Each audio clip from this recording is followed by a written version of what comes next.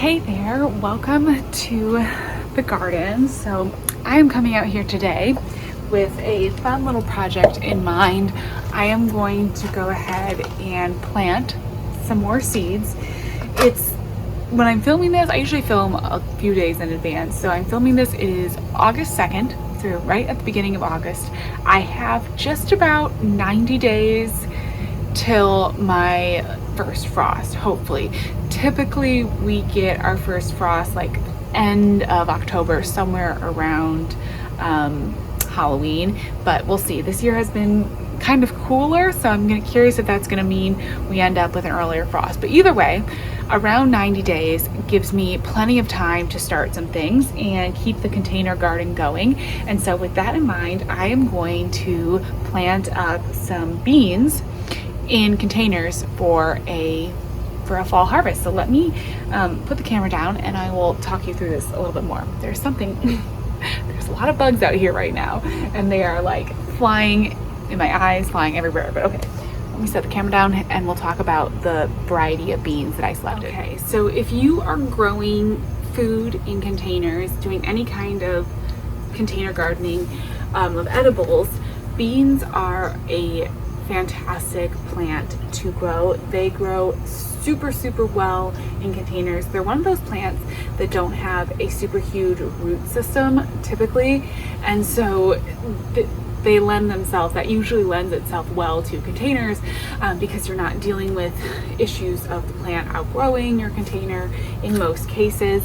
And I typically do go for bush beans when I am growing in a container. You could do a pole bean if you want, but with pole beans you are going to need to have some kind of a staking system or a trellis, and it's just a little bit bigger of a plant in general. So I would probably, in the case of a pole bean, want to select a larger container, give it a lot of room, and obviously give it somewhere to grow. It's going to need somewhere to grow if it's a pole bean.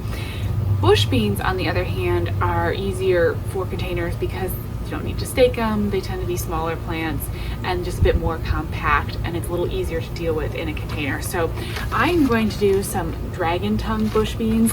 These are a pretty classic bush bean. I feel like a lot of different gardeners on YouTube and stuff talk about the dragon tongue bush beans a lot because they're just a really pretty bean, which is nice for container growing because in the end, in most cases, your container garden is kind of a decorative space. So I do like the dragon tongue bush beans because they're kind of decorative too. They've got like the purple and the white, and they're kind of interesting. I was totally influenced to get these seeds a couple years ago, and I really want to use them up though, make sure I'm not just wasting them. So I'm going to plant some of these in a container. Now this is a 60-day variety, so that should put me right at the end of September. Then I'm getting beans. That should be perfect. Still going to be warm enough. Sometimes the fall garden things take a little bit longer because the days are getting shorter, but I don't think that there'll be any issue given 60 days should be totally fine. And they're just like a compact plant. They're a super high producer. They're one that you just pick and you'll get more yields. And then if you wanted, to start these earlier in the season, I could have done some successions and stuff, but I think I'm just going to do one round of the bush beans, and I don't have that many seeds left. Now, the containers that I selected, I have a couple of these pots. It's about 8 inches across. As I said, beans don't have super huge root systems, so you can get away with some of a shorter pot like this, but you can also do a little bit of a taller pot. So I think I'm going to do this taller pot and then this short one. I often like to use these kind of short wide pots for lettuces. They're really good pots for, so many mosquitoes right now, for any kind of container greens, because those also don't get super big root systems, but they'll work really well for the beans. Container beans, I realize that. Make sure I say that clearly. And how many seeds to plant in these? So typically you would plant beans with about a 4-inch spacing, which I would be tempted to do, except for the experience that I had last year. I had a packet of beans out here. It was about probably mid-July. I was planting a bunch of beans and I actually ended up watering the garden, not realizing that I had a whole packet of beans just sitting out in the garden. Well, anyways, I ended up watering this whole entire seed packet and it was just soaked. So at that point, there really wasn't much to do other than plant the beans. And I just literally dumped, like, I don't know, maybe 20 seeds just all in one big spot in one of my grow bags, thinking like, I mean, just planted so densely. I was really kind of thinking like, this is going to impact the growth of these plants. This is going to be a disaster. But I just sort of did it and went on. They grew really well.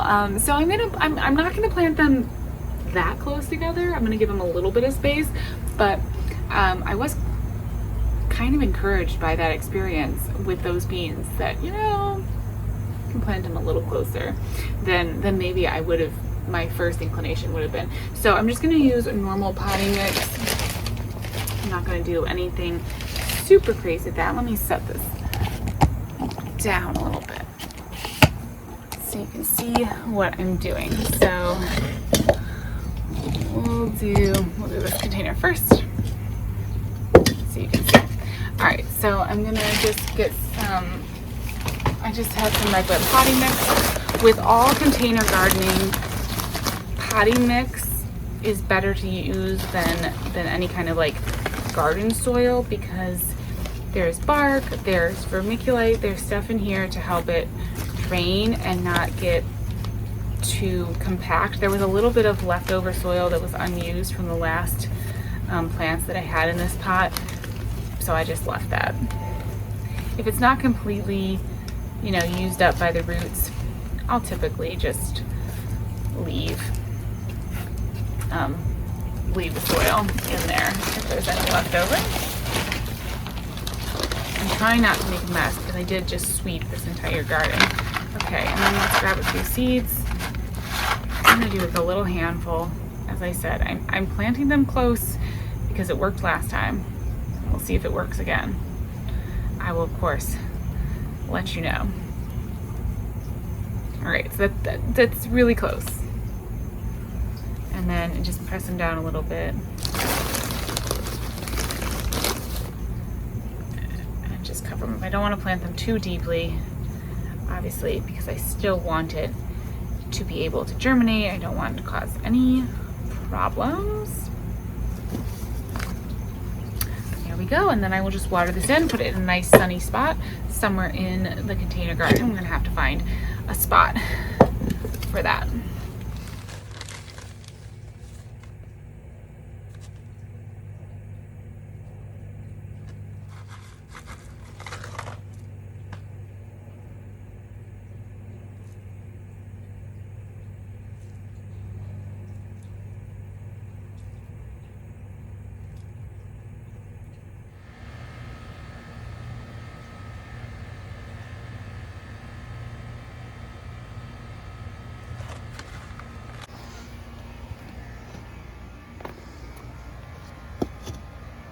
I'm gonna give these kind of a prime location. I have got to get out here and fertilize. Oh my goodness, maybe I'll do that this evening. I've been so behind on fertilizing, and look how sad my little petunias are. I mean, the Super Petunia honey, they're still trying. Like, good for them giving it a go, but they definitely look like they need some fertilizer. Angelonia looks great though. Just have not been in the mood to fertilize at the end of the season. I don't know what it is, but I just haven't been wanting to do it. The beans are pretty low maintenance. I will probably try to get, you know, hopefully I get back on my fertilizing schedule, and then I will, yeah, just like fertilize the beans once they come up, like I would any of my other normal containers, weekly water soluble fish fertilizer. That's kind of my go-to, and typically it works pretty well. And I'll give them, yeah, pretty full sun space and just let them do their thing. Oh my gosh, the garden is looking so pretty right now. I came out last night. Here, I'll show you. I came out last night and I kind of swept everything of the air conditioners in the background, but I swept everything and I feel like it's looking super nice right now. We've got a really pretty Gara in bloom again, which is so like whimsical. It's just such a lovely flower. Oh my gosh, I love it. It's so beautiful. And then we've got so many tomatoes. They're everywhere. We've been harvesting so many of them. They're kind of going, I mean, just going, these spoon tomatoes are absolutely crazy. They're in everything. They're just growing every which way, but I absolutely love them. I think they're so cute. They're so fun. My daughter just adores the spoon tomatoes. She likes all tomatoes. She's a big tomato fan in general, so she'll eat almost any of the tomatoes that I grow, but she thinks those are just really cool. She really, really likes them. She always wants to harvest those and eat them. I think it's just something about them being so tiny and cute. It's like, she's such a big fan.